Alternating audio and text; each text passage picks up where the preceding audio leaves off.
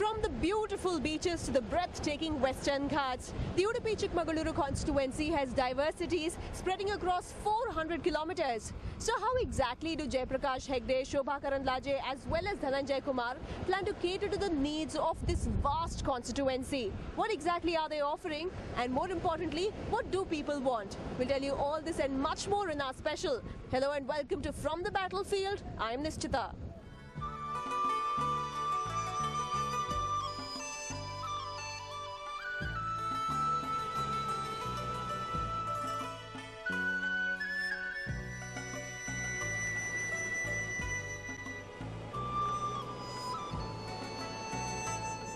Udupi Chikmagalur, perhaps the only constituency which stretches from the hills to the seas.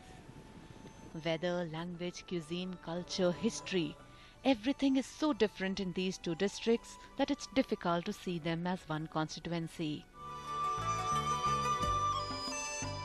Situated 58 kilometers north of Mangalore, the holy town of Udupi was an independent constituency prior to delimitation. But in 2008, after delimitation, Udupi was merged with Chikmagalur, making it one parliamentary constituency. The Udupi Chikmagalur parliamentary constituency comprises 4 assembly segments of Udupi district: Kundapur, Udupi, Kapu and Karkala, and 4 assembly segments of Chikmagalur district: Sringeri, Mudigere, Chikmagalur and Tarikere.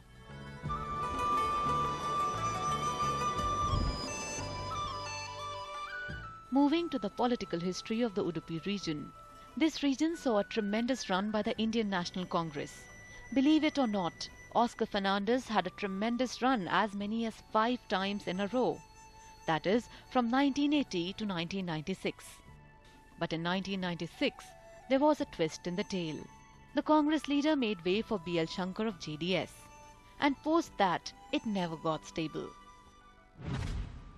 From 1998 to 2009, BJP wrested control over the district, with its candidate Shrikantappa staying in power. Later in 2009, it was the ever-smiling Sadananda Gowda who contested and won with a margin of 27,018 votes.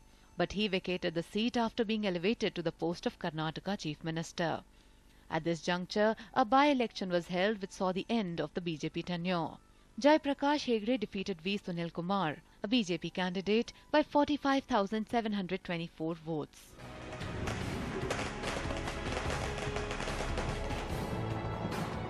Last year in the assembly elections, it was even Stevens, with Congress winning in 3 assembly segments: Kapu, Udupi and Tarikere, and BJP in Karkala, Sringeri and Chikmagalur. The JDS came to power in Mudigere and the Kundapur seat was won by an independent candidate.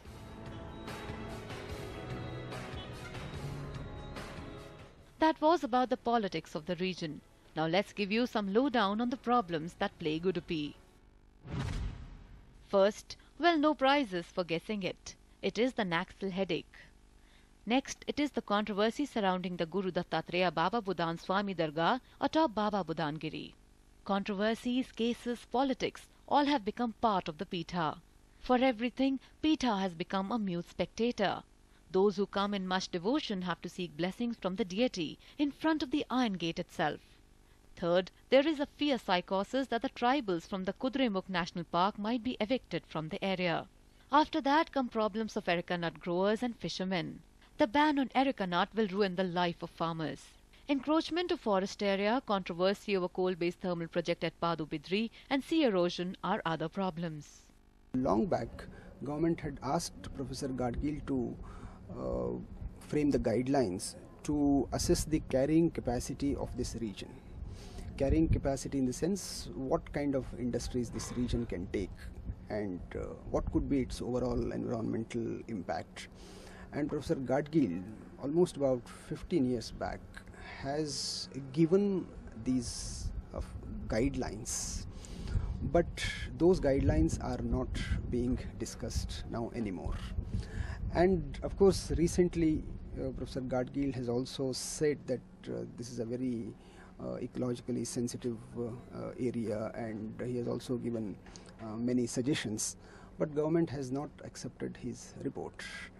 and in his place later Professor Kasturi Rangan was asked to produce a report, and even that report is being discussed and not debated much, but there is no enlightened debate about that also. And political parties seem to be completely oblivious of this discussion and debate. That is most unfortunate. But it won't be fair to talk only about the problems in Udupi. It's one of the major cities of Karnataka. Surveys have indicated that people here have the highest average per capita income in Karnataka. Poverty rate here is fairly low when compared to Bengaluru and other districts of the state.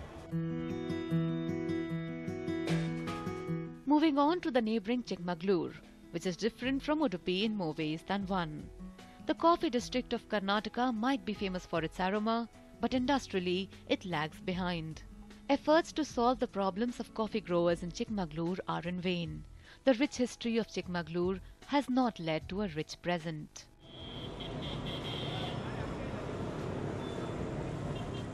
Chikmagalur came into limelight in 1978 when former Prime Minister late Srimati Indira Gandhi contested from here and even won it. When the region goes to polls this time, even the pleasant climate of Chikmagalur will heat up for sure. Well, there is no doubt that the Udupi-Chikmagaluru constituency has abundance in terms of resources like flora and fauna, but there is no dearth of problems as well. On the other hand, the candidates are engaged in their own little bitter battle.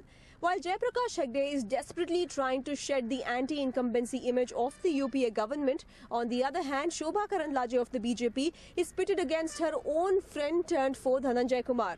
What are the equations like, and what do we expect from this